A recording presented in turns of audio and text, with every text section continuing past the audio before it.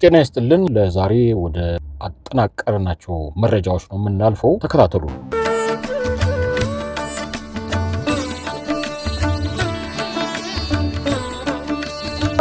እና የጥቁር ሕዝብ ታላቅ የነጻነት ተጋድሎ ምልክት ከሆነች ሀገር ኢትዮጵያ ይሄ የክብር ኒሻን ስለተበረከተልኝ ደስታዬ እጥፍ ድርብ ነው። በ1.4 ቢሊዮን በሚሆነው የሀገሬ የህንድ ሕዝብ ስም ምስጋናዬን ለመግለጽ እወዳለሁ። በሀገራችን ኢትዮጵያ ይፋዊ ጉብኝት ያደረጉት የህንዱ ጠቅላይ ሚኒስትር ናሬንድራ ሞዲ በጠቅላይ ሚኒስትር አብይ አህመድ የኢትዮጵያ ከፍተኛ ኒሻን በተበረከተላቸው ጊዜ ከላይ በመግቢያ ላይ የተጠቀሰው ንግግራቸው ባሻገር በንግግራቸው ህንድና ህንዳውያን ሀገራችን ኢትዮጵያ በፋሽስት በተወረረችበት ወቅት ከጎናችን መቆማቸውን ታሪክ አጣቅሰው ተናግረዋል። ህንድና ህንዳውያን የኢትዮጵያ የቁርጥ ቀን ወዳጆች የቅኝ ገዢዎችን ቅስም ካነካከተውና መላው አውሮፓና ነጮችን በድንጋጤ እጃቸውን ባፋቸው ላይ እንዲጭኑ ያደረጋቸውን አንጸባራቂውን የአድዋውን ድል ለመበቀል ፋሺስት ኢጣሊያ ከ40 ዓመታት ዝግጅት በኋላ በአየርና በምድር ጦር መሳሪያ እስከ አፍንጫቸው ታጥቆና እንዲሁም በዓለም አቀፍ ሕግ የተከለከለ የመርዝ ቦምብ ሳይቀር ተሸክሞ ነበር የመጣው። ኢትዮጵያንና ኢትዮጵያውያን በዓለም ፊት የሚኮሩበት ነጻነታቸውና ሉዓላዊነታቸው በቅኝ ግዛት ቀንበር ስር እንዲወድቅና ኢትዮጵያውያን ዳግመኛ አንገታቸውን ቀና አድርገው እንዳይሄዱ ለአፍሪካ ለመላው ጥቁር ሕዝብ መቀጣጫ ሊሆኑ ይገባል በማለት እብሪትና ትዕቢት ፋሺስት ቤኒቶ ሙሶሊኒ የበቀልና የጭካኔ ሰይፉን በኢትዮጵያውያን ላይ መዘዘ። በዛ የመከራና የጭንቅ ዘመን ህንድና ህንዳውያን ከኢትዮጵያ ጋር ቆመዋል። በዓለም መድረክ ድምፅ ሆነውናል። ታሪክን ምስክር እናድርግ። በወቅቱ የህንድ ጠቅላይ ሚኒስትር የነበሩት ጄኔራል ኔህሩ በህንድ ፓርላማ ባሰሙት ንግግር እንዲህ ነበር ያሉት። We in India can do nothing to help our brethren in distress in Ethiopia, but we can at least send them sympathy in the hour of their trial. We stand with them today in their sorrow. Quoted in Indian government records and MEA speeches. ምንም እንኳን ለኢትዮጵያውያን ለጊዜው ምንም ማድረግ ባንችልም ለነጻነታቸው በሚያደርጉት ተጋድሏቸው ከጎናቸው መሆናችን የሚገልጽ ልባዊ መልእክታችንን ልንልክላቸው እንወዳለን። በዓለም አቀፍ መድረክ ለኢትዮጵያውያን የጸረ ፋሽስትና የጸረ ቅኝ ግዛት ተጋድሎ የጋራ ድምፅ እንሆናቸዋለን። ኢትዮጵያና ህንድ በቀደመው ዘመን ጥንታዊት የገናና ታሪክና የግዙፍ ስልጣኔ ባለቤት የሆነችው ሀገራችን ኢትዮጵያ እንደ ሀገራችን ሁሉ የሺህ ዘመናት ታሪክና የስልጣኔ ባለቤት ከሆነችው ህንድ ጋር 2000 ዓመታት በፊት በህንድ ውቅያኖስና በቀይ ባህር አማካኝነት የአፍሪካን የድንበር የተሻገረ የንግድ ግንኙነት እንደነበረን የታሪክ ድርሳናት፣ የአርኪኦሎጂ ሳይንስ ግኝቶች ይመሰክራሉ።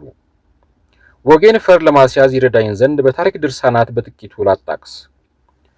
ኔቪል ቺትቺክ የተባለ ምሁር ኢንዲያን ሪሌሽንስ ዊዝ ኢስት አፍሪካ ቢፎር the arrival of the Portuguese በሚል በጻፈው መጽሐፍ በህንድ በኩሻን ስርወ መንግስት ዘመን መገበያያ የነበሩ የወርቅ ሳንቲሞች በአርኪኦሎጂ ጥናት በአክሱምና በደብረ ዳሞ መገኘታቸው ተጽፏል። ይኸው ምሁር የህንድ የጉፕታ ዘመን መንግስት አሻራ የሆኑ ቁሳቁሶች፣ የከበሩ ጌጣጌጦችና ጨሌዎች በጥንታዊቷ አክሱም ከተማና የኢትዮጵያ ወደብ በሆነችው አዶሊስ መገኘቱን አትቷል። በተጨማሪም በኢትዮጵያ ወይም አክሱም ታሪክና ስልጣኔ ላይ የተጻፉ በርካታ የታሪክ ድርሳናትና የጉዞ ማስታወሻዎች እንደሚጠቁሙት አክሱማውያን የዝሆን ጥርስ፣ ወርቅ፣ ዕንቁ፣ ሐርና የከበሩ ማዕድናትን ወዘተ በቀይ ባህርና በህንድ ውቅያኖስ አማካኝነት ከህንድና ከመካከለኛው ምስራቅ አገራት ጋር የንግድ ልውውጥ ያደርጉ ነበር። የግሪክ ኦርቶዶክስ ቤተክርስቲያን መነኩሴና ተጓዥ የነበሩት አባ ኮስሞስ ኢንዲክሎፕተስ the purpose of Erythraean Sea በሚል አርዕስት ከ1500 ዓመታት ገደማ በፊት የጻፉት የጉዞ ማስታወሻቸው ኢትዮጵያውያን ወይም አክሱማውያን በጥንት ዘመን በቀይ ባህር በኩል ከመካከለኛው ምስራቅ፣ ከአረቢያ፣ ከቻይና፣ ከህንድ ጋር የጠበቀ የባህር ላይ የንግድ ግንኙነት እንደነበረን ጽፈዋል። እንደማጠቃለያ የህንድና የኢትዮጵያ ግንኙነት ሺህ ዘመንን የተሻገረ ጠንካራ የታሪክና የስልጣኔ እሴቶችን የሚጋራ ነው። በግርማዊ ቀዳማዊ ኃይለ ሥላሴ ዘመን መንግስት የኢትዮጵያና የህንድ ዲፕሎማሲ ግንኙነት ጠንካራ መሰረትን ይዞ ተጀመረ። በደርግም ሆነ በዘመነ ኢህአዴግ መንግስታት ቢቀያየሩም የሁለቱ ሀገራት ግንኙነት ተጠናክሮ እንደቀጠለ ነው። ኢትዮጵያና ህንድ በትምህርት፣ በጤና፣ በግብርና፣ በኢንቨስትመንት፣ በቴክኖሎጂ ወዘተ ረገድ የጠበቀ ትስስር አላቸው። በዓለም ዙሪያ በሰላም ማስከበር ዘመቻ ሁለቱ ሀገራት ኢትዮጵያና ህንድ በግንባር ቀደምትነት የሚጠቀሱ ሀገራት ናቸው። በብሪክስ ሀገራት በደቡብ ትብብር መድረክ ህንድና ኢትዮጵያ የጎላ ሚና እየተጫወቱ የሚገኙ ሀገራት ናቸው። የአሁኑ ኢትዮጵያንና ህንድን የተመለከተው ወገን በአዲስ አበባ ዩኒቨርሲቲ የፖለቲካ ሳይንስና ዓለም አቀፍ ግንኙነት መምህር ወይም ፕሮፌሰር በአንድ ወቅትም በህንድ የኢትዮጵያ አምባሳደር ሆነው ያገለገሉት አምባሳደር ዶክተር ትዝታ ሙሉጌታ አባባል ለመቋጨት ወደድኩኝ። የኢትዮጵያና የህንድ ግንኙነት የማይናወጥ ጠንካራ የታሪክ መሰረትና የእርስ በርስ ትብብር ላይ የቆመ ነው። የኢትዮጵያና የህንድ ግንኙነት ይለምልም።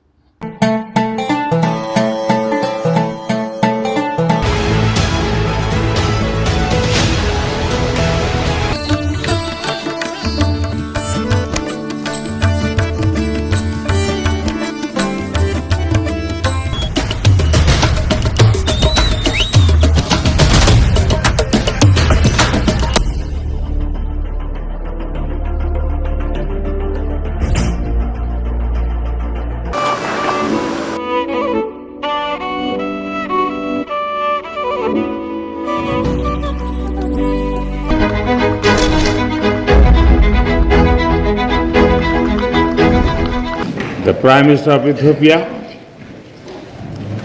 honorable speakers of both houses of parliament, honorable members, excellencies, and my dear sisters and brothers of Ethiopia.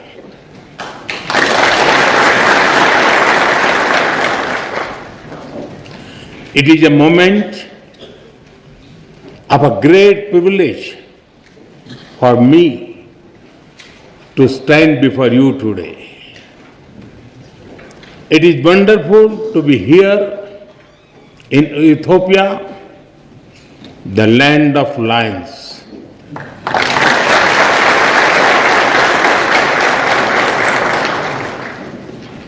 I feel very much at home because my home state Gujarat in India is also home to lions.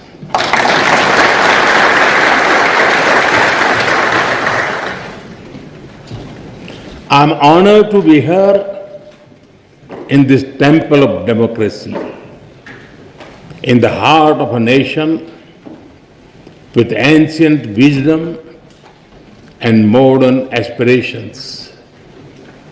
And I come to you with deep respect. ውድ አድማጮቻችን በሌላ ዜናዎች እስክንገናኝ ሰላም ቆዩን እያልን አዳዲስ መረጃዎችን ለማግኘት ሪያሊቲ ሚዲያን ሰብስክራይብ፣ ላይክ፣ ሼር በማድረግ ቤተሰብ ይሁኑ እንላለን። ቸር ቆዩ።